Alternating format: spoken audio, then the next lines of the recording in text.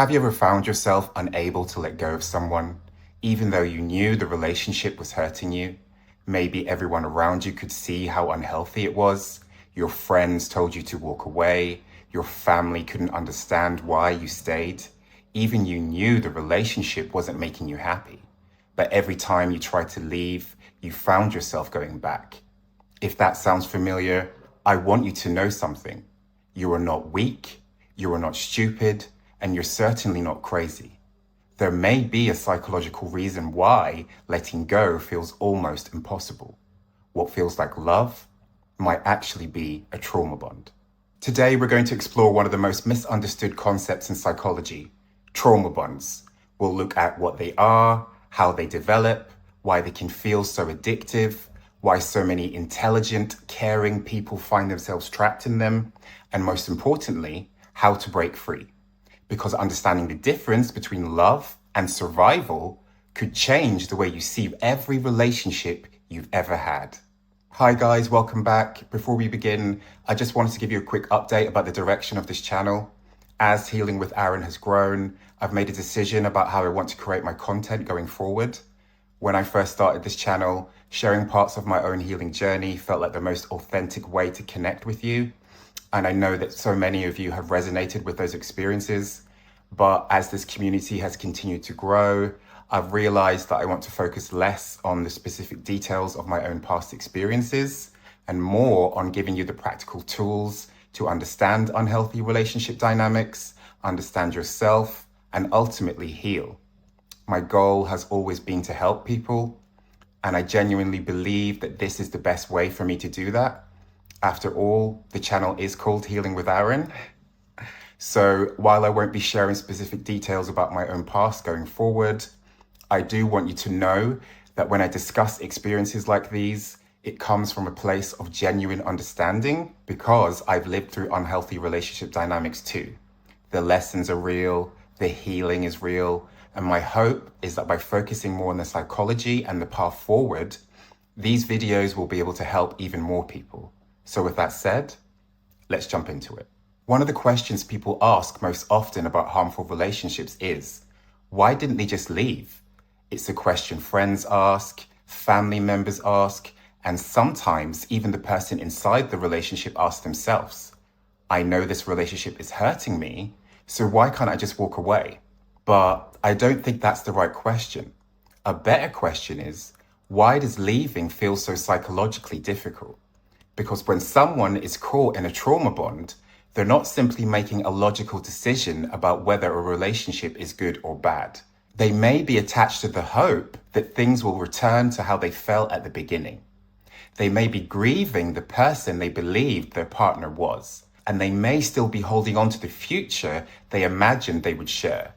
By the time many people recognize the relationship for what it is, they may have invested months, sometimes years, into trying to make it work. They've made sacrifices, compromised their boundaries, built dreams around the relationship, perhaps even lost parts of themselves along the way. So walking away doesn't only mean losing a person, it can feel like losing the future you believed you were building. The version of them that you're still hoping will return, and the belief that all of your love, patience, and sacrifice might eventually make everything okay. That is why leaving can feel like grief, not only for what the relationship was, but for everything you hoped it would become. And when the relationship repeatedly moved between pain and affection, your brain and your nervous system can be caught in that cycle too. To understand why, we first need to understand what a trauma bond actually is. A trauma bond is a powerful emotional attachment that can develop when someone is repeatedly harmed, controlled, or destabilized by another person, while also receiving intermittent affection, reassurance, or relief from that same person. Over time, the person causing the distress can also become the person they turn to for comfort. The relationship is not built on consistency. It is strengthened through unpredictability, cycles of harm, followed by moments of kindness, affection, or hope.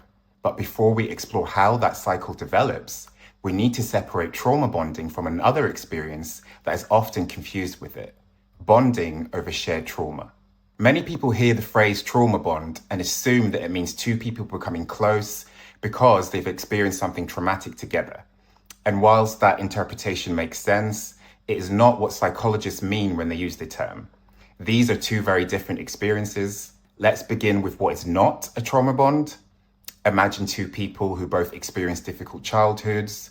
Perhaps they experienced neglect, bullying, abandonment, or grew up in homes where they did not always feel emotionally safe. When they meet as adults, they might experience a rapid and powerful sense of recognition. For the first time, someone truly understands what they've been going through. There is empathy, validation, compassion. They might not have to explain why certain situations trigger them because the other person simply understands. That can create a deep emotional connection very quickly. But that is not a trauma bond. It is two people connecting through shared life experiences. Now think of the military. Servicemen and women may spend months or even years relying on each other in dangerous and potentially life-threatening situations. They experience fear together, loss together, relief together. Their lives may sometimes depend on the people standing beside them. Therefore, it is understandable that many veterans describe those friendships as some of the strongest bonds they will ever experience. Again, that is not a trauma bond in the clinical sense. It is a bond forged through shared adversity, trust, teamwork, and survival. The same can be true for police officers, firefighters, paramedics, and other first responders. These are people who regularly witness situations that most of us will thankfully never experience. Fatal accidents, violence, human suffering, life-threatening emergencies. Because of those experiences, some may feel that only their colleagues fully understand the emotional reality of the job. That shared understanding can create extraordinary loyalty, close friendships, and lifelong bonds. Again, that is not a trauma bond. It is a response to shared trauma and shared responsibility. And these relationships can be healthy when they are built on mutual trust, support, respect, and understanding. So what makes a trauma bond different? The difference is where the trauma comes from and what role the relationship plays. When two people connect through shared experiences of trauma, the trauma was not created by the relationship between them. Even though both people may have experienced something deeply painful, they are not causing harm to one another. The relationship itself may become a source of comfort, safety, connection, and healing. But in a trauma bond, the harm is being created within the relationship itself. The person causing the distress can also become the person you turn to for comfort. They become the source of distress and the source of relief. One moment they make you feel anxious, rejected, criticized, controlled, or afraid. The next moment they apologize, become affectionate, promise to change, or just give you enough reassurance to make you believe that things will be different. Over time, the relief that follows can become emotionally powerful. You may begin waiting for those moments of kindness, hoping for the return of the person you believed they were, or holding on to the next period of calm. That is what makes trauma bonds so difficult to break. It's not simply that you've experienced trauma. It is that the person creating the distress has also become the person your mind and body associate relief from it. When two people bond through shared trauma, the relationship helps them survive something happening outside of it. In a trauma bond, the relationship itself becomes the cycle that you're trying to survive. And once that pattern is established, walking away can feel far more difficult than most people realize. Trauma bonds don't always begin with behavior that is immediately recognizable as abuse. If the warning signs were obvious from the beginning, the pattern might be easier to identify. Instead, they often begin with what feels like the perfect relationship. In some abusive relationships, this early intensity might take the form of love bombing. an overwhelming display of affection, attention, or promises that may be used to create rapid trust, influence, and emotional dependence. A fast or intense beginning is not automatically love bombing. What matters is whether that intensity is later used to create dependence, control, or confusion. In some trauma-bonded relationships, that early intensity can make the connection develop very quickly. You feel seen, understood, and chosen. It can feel like you finally met someone who completely understands you. You begin imagining a future together, you lower your guard, you trust them, and then something changes. The criticism begins, the emotional withdrawal, manipulation, gaslighting, inconsistency. The other person who once appeared to offer complete emotional safety now becomes the source of your anxiety. Instead of asking, why are they treating me this way? You start asking, what have I done wrong? You begin trying harder, working harder, changing yourself, believing that if you can just get back to where you were at the beginning, the relationship will feel like it did before.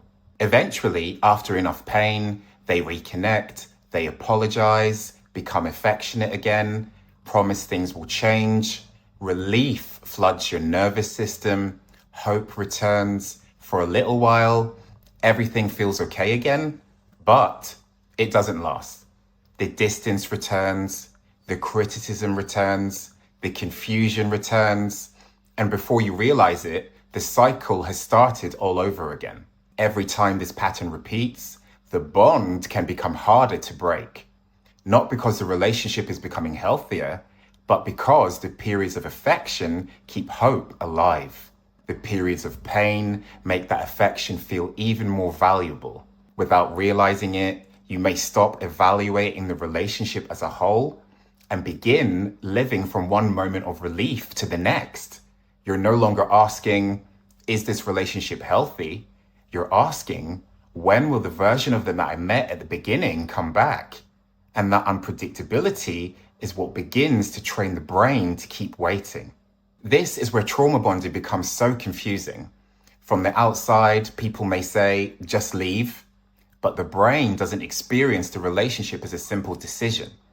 It has been responding to repeated cycles of stress, fear, hope, and relief. During periods of conflict, criticism, or emotional withdrawal, the body's stress response can become activated.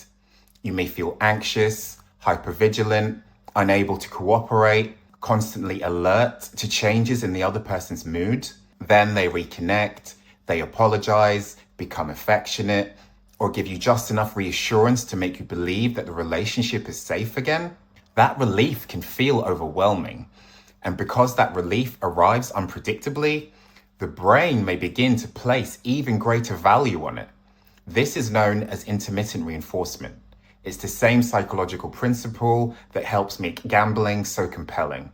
A slot machine doesn't reward someone every time they pull the lever. The uncertainty is what keeps them trying. In the same way, when affection and reassurance appear unpredictably between periods of pain, you can become increasingly focused on when the next good moment will arrive. You're no longer simply attached to the person, you're attached to the possibility of relief. Over time, the person causing the distress can also become the person your nervous system looks to for comfort. They become both the danger and the rescue. That doesn't mean that your brain is choosing suffering. It means that it is trying to restore safety inside an environment that repeatedly removes it. Your brain thinks it is helping you to survive, but the strategy that keeps you connected in the short term can also keep you trapped in the long term. This is where things become fascinating, because sometimes what people interpret as extraordinary chemistry may partly be the nervous system responding to intensity, uncertainty, and familiarity. Healthy love feels safe, consistent, and reliable. Trauma bonds can feel intense, uncertain, consuming, and chaotic. The problem is, emotional intensity can sometimes be mistaken for emotional intimacy. If your nervous system has spent years learning that love comes with unpredictability, then calm relationships can actually feel unfamiliar, sometimes even boring, while unhealthy relationships feel exciting, not because they're healthier, but because they're familiar. To understand why some people may be more vulnerable to trauma bonds, we sometimes have to look beyond the present relationship and back towards the relationships that first taught us what love felt like. Our earliest experiences of connection often become the blueprint we carry into adulthood. If the people caring for us were emotionally safe, consistent, and responsive, we may grow up believing that love can be trusted, that our needs matter, and that closeness does not have to be earned through fear, perfection, or self-sacrifice. But if love felt inconsistent, conditional, or unpredictable, our nervous system may begin to associate connection with uncertainty. Perhaps a parent was warm and emotionally available one day and distant the next. Perhaps affection was mixed with criticism. Maybe you experienced neglect, bullying, abandonment, or rejection. Or perhaps you grew up believing that you had to earn love by keeping everyone else happy. None of these experiences automatically lead to trauma bonds. Many people experience childhood adversity and go on to build healthy, secure relationships, but early experiences can shape what feels familiar. And sometimes what feels familiar can be mistaken for what feels right. This is where attachment styles become important. Someone with an anxious attachment style may experience closeness as something that could disappear at any moment. They may fear abandonment, overanalyze conversations, look for subtle changes in someone's tone, seek constant reassurance, ignore red flags, or sacrifice their own needs to preserve the relationship. Not because they're weak, but because their attachment system has learned to experience emotional distance as a threat. Instead of asking, is this relationship healthy for me? They may find themselves asking, what do I need to do to stop them from leaving? Meanwhile, someone with avoidant attachment style may struggle when relationships become emotionally close. They may withdraw when vulnerability feels overwhelming, avoid difficult conversations, or create distance when another person seeks greater intimacy. This can create a painful push and pull dynamic. The more anxiously attached person may move closer to restore the connection, while the more avoidant person may create more distance. That inconsistency can create intermittent reinforcement, where affection arrives unpredictably, making the relationship feel increasingly difficult to let go of. But this distinction is important. An anxious and avoidant attachment pairing is not automatically a trauma bond. Attachment styles alone do not create one. Two insecurely attached people can still build a healthy relationship when both people communicate honestly, respect one another's boundaries, and take responsibility of their own healing. A trauma bond involves something more. It involves repeated harm, control, or destabilization, and cycles of distress followed by intermittent affection, reassurance, or relief. The issue isn't simply that one person wants closeness while the other person needs space. It's that the relationship repeatedly undermines someone's emotional safety, self-trust, autonomy, or sense of reality while giving them just enough hope to remain emotionally attached. This is also where something known as repetition compulsion can sometimes play a role. Repetition compulsion is the unconscious tendency to recreate familiar emotional patterns, often in the hope that this time the outcome will finally be different. Someone who grew up feeling unseen may be drawn towards a partner whose attention they constantly have to earn. Someone who experienced unpredictable affection can become deeply attached to a person who alternates between closeness and withdrawal. Someone who spent childhood trying to keep the peace may later tolerate conflict, criticism, or emotional instability while trying to rescue the relationship. They aren't consciously choosing pain. The dynamic may resemble something their nervous system has experienced before, and part of them may still hope that this time the story will end differently. But another person cannot heal your past by repeating it. Sometimes chemistry reflects genuine compatibility, but sometimes what feels like extraordinary chemistry is simply recognition. Your nervous system recognizing a pattern it has experienced before. And recognition can sometimes feel remarkably similar to connection. That is why calm can initially feel unfamiliar, while unpredictability can feel magnetic. But familiar does not always mean safe. Intensity does not always mean intimacy. And having to fight for someone's love does not make that love more valuable. Healing begins when you stop asking, why am I so drawn to this? And start asking yourself, does this relationship allow me to feel safe, respected, and fully myself? Because the goal isn't to find someone who recreates the emotional world you've always known. It's to build relationships that teach your nervous system something new.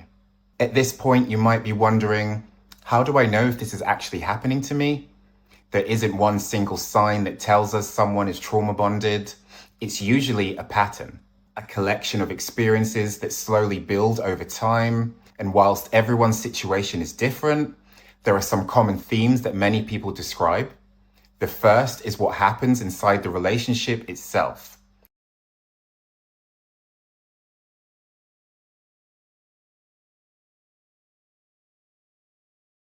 You begin anticipating their moods, monitoring their reactions, trying to prevent the next argument before it even happens. You may even find yourself making excuses for behavior that deep down you know isn't okay, telling yourself they're just stressed, they've had a difficult childhood, they don't really mean it.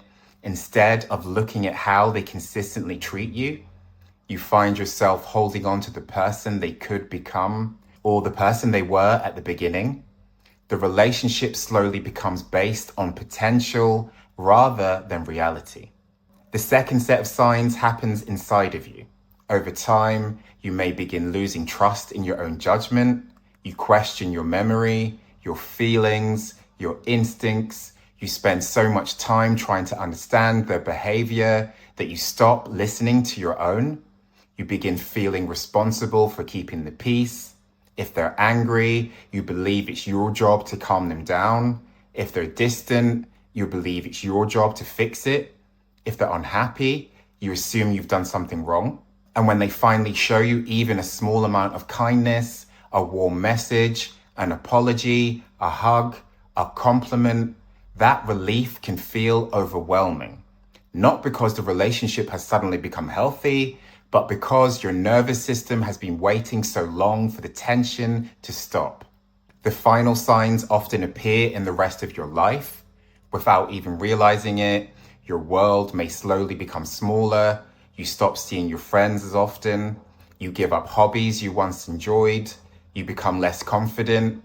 Your boundaries gradually disappear. You spend so much energy managing the relationship that there is very little left for yourself.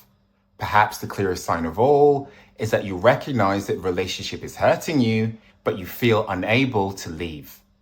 Part of you knows something isn't right, but another part keeps hoping that if you just try a little harder, love a little more, or wait a little longer, things will finally change.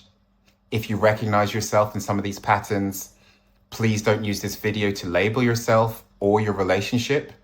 Relationships are complex, and no single video can tell you exactly what you're experiencing. One sign on its own does not mean that you're trauma bonded. What matters is the repeated pattern and its effect on your safety, autonomy, and sense of self. But if these patterns feel familiar, it may be worth gently asking yourself one important question. Am I staying because this relationship makes me feel loved, or because the thought of letting go has begun to feel unbearable? So how do you begin breaking a trauma bond? The first step is awareness. You cannot change a pattern you have not yet recognized. Naming the relationship honestly can begin to separate what actually happened from what you hoped would happen. That may mean looking at the relationship as a whole rather than only remembering the best moments. When the bond feels strongest, your mind may return to the affection, the apologies, the promises, or the person they appear to be at the beginning. It can help to write down the full pattern, not only what they said, but what repeatedly happened, not only their potential, but their behavior. The second step is rebuilding support outside of the relationship. Trauma bonds often become stronger through isolation, so reconnect with trusted friends, family, support groups, or a qualified professional. Choose people who help you stay grounded in reality rather than people who shame you for finding it difficult to leave. The third step may involve creating distance. For some people, no contact may be the clearest and most protective option. For others, contact may need to be reduced or carefully managed because of shared children, finances, housing, family, or work. If there is abuse, coercive control, or any risk of violence, seek specialist support and create a safety plan. If you believe your phone, messages, or internet use may be monitored, try to seek help from a safe device through someone you trust. Do not assume that confronting the person or leaving suddenly is always the safest option. Creating distance is not about punishing them. It is about giving your nervous system the chance to settle without being repeatedly pulled back into the same cycle. You should also expect grief. Breaking a trauma bond does not mean you immediately stop missing the person. You may experience doubt, loneliness, a strong urge to contact them, or a powerful urge to return when the pain of separation feels overwhelming. Those feelings do not mean leaving was a mistake. They simply mean that your mind and body are adjusting to the absence of a pattern they have become conditioned to expect. And if you do contact them again or return to the relationship, that does not mean that you've failed. Healing from a trauma bond is rarely a straight line. What matters is continuing to return to the truth of the pattern and reaching for support rather than shame. And finally, begin rebuilding the parts of yourself that became smaller inside the relationship. Return to your friendships, your hobbies, your routines, your goals. Practice setting boundaries in small, manageable ways. Learn to notice what you feel, what you need, and what you no longer want to tolerate. Healing is not about becoming cold. It is about building enough internal and external safety that you no longer have to confuse emotional chaos with connection. Choosing peace may feel unfamiliar at first, but unfamiliar does not mean wrong. Sometimes peace feels empty only because your nervous system has become accustomed to noise. With time, peace stops feeling like absence and starts feeling like freedom. After spending so much time talking about unhealthy relationships, I think it's equally important to talk about what healthy love actually looks like. Because if you've spent years experiencing inconsistency, emotional highs and lows, or relationships where love had to be earned, it's easy to lose sight of what a healthy relationship even feels like. One question changes everything. Do I feel emotionally safe? You can also ask yourself, do I feel excited? Do I feel butterflies? Do I feel chemistry? Do I miss them? These questions are important because healthy love isn't built on emotional roller coasters. It's built on emotional safety. Healthy love is consistent. You don't spend every day wondering where you stand. You don't have to overanalyze every text message or every change in their tone of voice, looking for signs that something is wrong. You generally know where you stand because the relationship is grounded in trust rather than chronic uncertainty. Healthy love also includes accountability. Nobody gets everything right. Every relationship has disagreements. People make mistakes. But emotionally healthy people take responsibility for the impact of their behavior. They apologize without emotional manipulation. They are willing to listen, reflect, and repair, even if their first reaction is imperfect. They work with you, not against you. Healthy love allows you to say no. It allows you to disagree, to have different opinions, to maintain your own identity. You shouldn't have to betray yourself to keep someone else happy. Conflict also looks very different. Healthy couples still disagree. That's completely normal. But healthy conflict doesn't rely on intimidation, fear, silent treatment, or making someone else feel small. It involves two people trying to understand and solve a problem rather than trying to control, punish, or defeat one another. Healthy love also protects your independence. You remain connected to your friends, your family, your interests, your goals. Your relationship becomes an important part of your life, not your entire life. Because healthy relationships are built on interdependence, not dependency.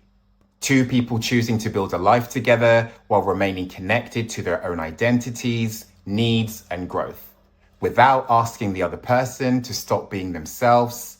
And perhaps most importantly, healthy love doesn't make you earn affection through suffering. You don't have to endure disrespect, prove your worth, or survive endless emotional tests to deserve kindness.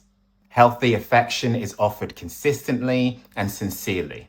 It is not repeatedly withdrawn and then handed back as a reward after you've been hurt. It does not make you question whether you're enough, which brings me back to one simple comparison. Healthy love expands your world.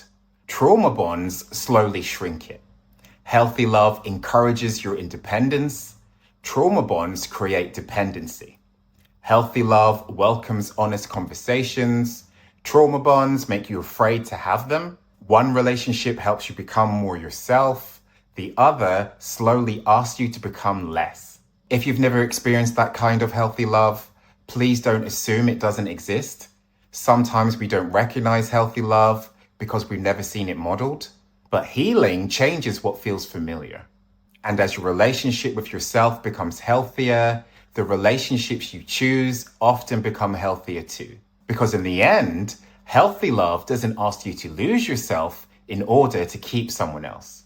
If you've recognized yourself anywhere in today's video, I hope one thing has become clear. The strength of your attachment is not a measure of how healthy the relationship was. Trauma bonds can feel incredibly powerful, which means healing from one rarely happens overnight. You may still miss them. You may still think about them. You may still grieve the future you imagined the two of you would have together. And that's okay. Understanding the psychology behind a trauma bond doesn't instantly erase your feelings, but it does give you something incredibly valuable: perspective. It allows you to stop mistaking the strength of your attachment for proof that the relationship was right for you, because those are two very different things. The intensity of a relationship does not determine its health, and the difficulty of leaving does not prove that you were meant to stay. Sometimes choosing what protects you can be one of the hardest decisions you'll ever make, but it may also be the decision that creates the space that you need to heal. If this video has helped you see your own experiences a little more clearly, I hope it also reminds you of something equally important. Your past doesn't have to decide your future. Every healthy boundary you set, every unhealthy pattern you recognize, every decision you make to choose peace over chaos is a step towards healing. It may not happen as quickly as you'd like, but every step you take towards clarity makes further healing possible. And one day, the kind of relationship that once felt impossible to walk away from will simply become a chapter in your story instead of the story itself. Thank you so much for watching. If you found this video helpful, I'd really appreciate it if you gave it a like and considered subscribing. You can also hit the notification bell so you'll be notified whenever I upload. If this video resonated with you, I'd love to hear your thoughts in the comments. And if you feel comfortable, you're always welcome to share your own experience too. That would genuinely help support the channel and allow me to continue creating videos like this. And as always, take care of yourself, and I'll see you in the next one. I love you. Bye.